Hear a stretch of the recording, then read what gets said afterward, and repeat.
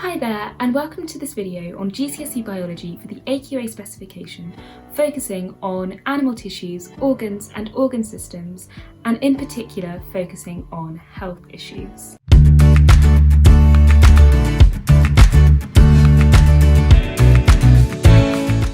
I'm Shumina from StudyMind, where we help you revise GCSE Biology with our helpful video tutorials, tailored to your subject, your specification, and to you. If you're new here, make sure you click the subscribe button. Whilst you are watching, please leave any comments below if you're unsure about anything, and let us know if it's your first time watching our videos so we can send you our free revision materials. We also have helpful timestamps below for each part of the video to help guide you through the specification. So let's get started.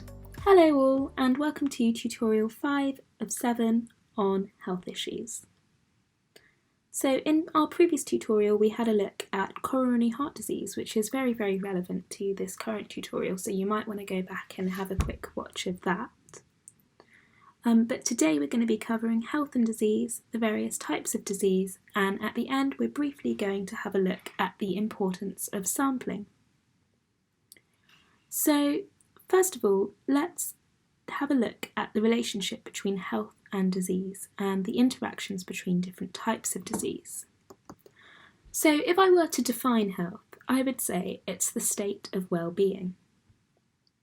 So this involves physical well-being, so this can be classified in terms of fitness, your body mass index, your BMI, which I'm sure many of you have heard of, but it takes into account your height and weight and therefore gives you an indication of whether you're underweight, a normal weight or overweight, or perhaps the lack of disease. So this is what defines your physical well-being.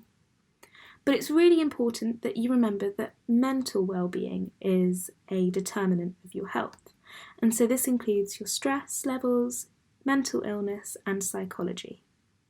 So it's a combination of these two factors, physical well-being and mental well-being, that determine the overall health of a person.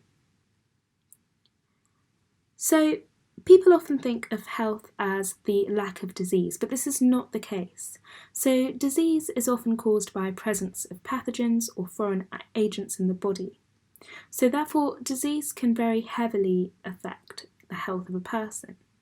But the lack of disease does not necessarily mean good health, because remember, we've got this mental capacity to health within the body, so the emotional side of things. So let's have a look at the factors affecting our health. So we're going to draw upon a few examples relating to this. So first of all, let's have a look at viruses.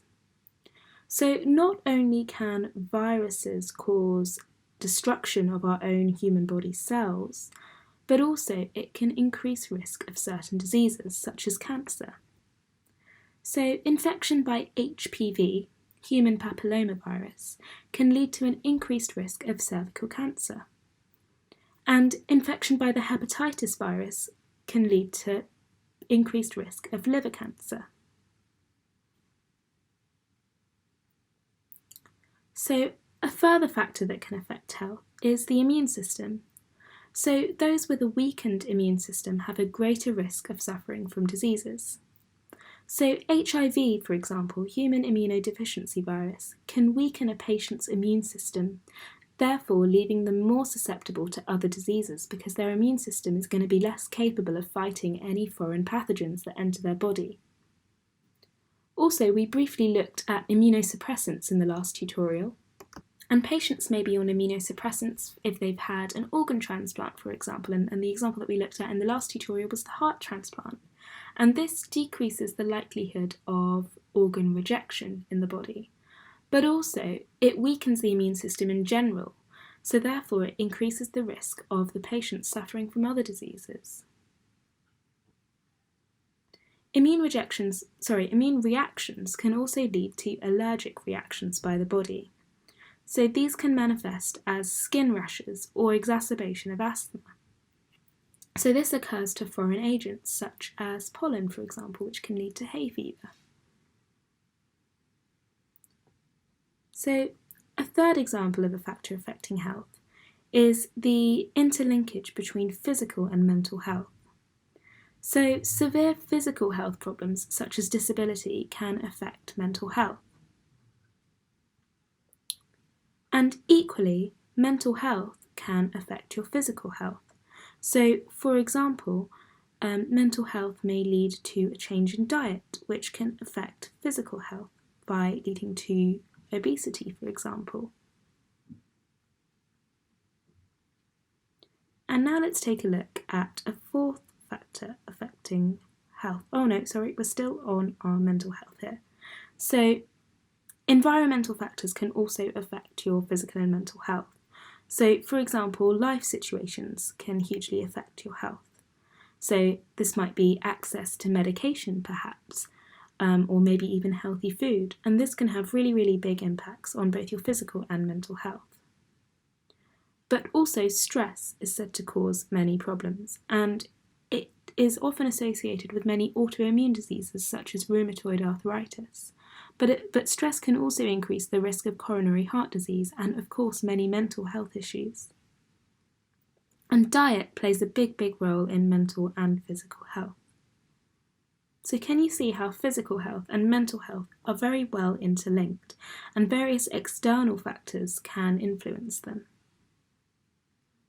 And now let's come on to look at our types of disease.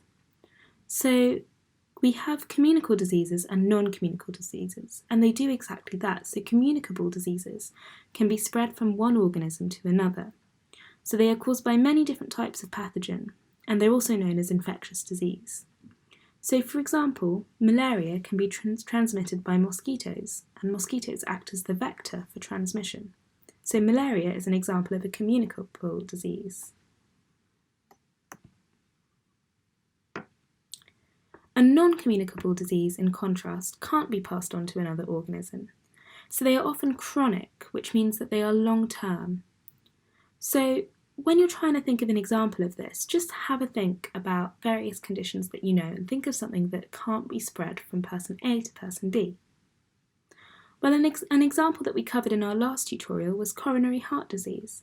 So you can't pass this on, it can't spread from one person to the next.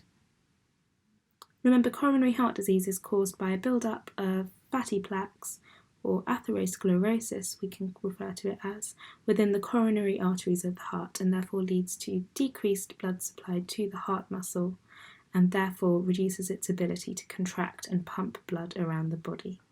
So this is a non-communicable disease. So let's take a look at these examples here. So we said chronic heart disease is a non-communicable disease. So what about cancer? What do you think? Well, ask yourself the question, can it be spread from person to person? Well, no, cancer in general cannot be spread from person to person. There are very few types of cancers that can be, but they are not evident within the human population at the moment. How about malaria? Well, we said that was a communicable disease. And what about influenza? Well, think about the flu. This is a really rampant virus that's going around in the population year on year, and so it is a communicable disease. It can be spread from person to person, for example, via droplet infection, so coughing and sneezing. So now let's have a look at the epidemiology side of disease, so the way in which disease interacts with the population. Well, if we want to find out how rampant a certain disease is in the population, or some kind of health issue, we want to find out how much of the population it affects. But populations in general are too large to individually take data. So for example, if I wanted to find out the incidence of schizophrenia within the UK population, I wouldn't want to ask each individual about whether they have this or not, because that's going to take years. I would have to sample millions of people. So therefore, we turn to this technique called sampling, which allows you to hypothesize based on a small sample of the population. So in order to get a representative sample, you must randomly choose a sample of the population. So because we are randomly choosing the sample, this avoids bias. So we're going to choose these 6 people here that are outlined in this magnifying glass. And sampling can then be used to look into the prevalence of disease. So for example, we're going to say that 2 of these 6 people have coronary heart disease.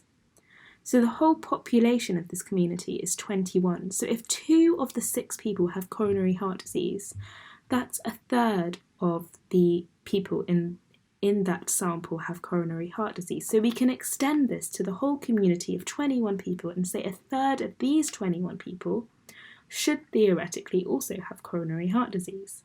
So a third of 21 is 7 people. So in this way, from a small sample, we've said a third of the sample have coronary heart disease, so we can hypothesize that around a third of our population are going to have coronary heart disease. Or we can say the incidence of coronary heart disease in the population is 1/3, which is equivalent to 33%.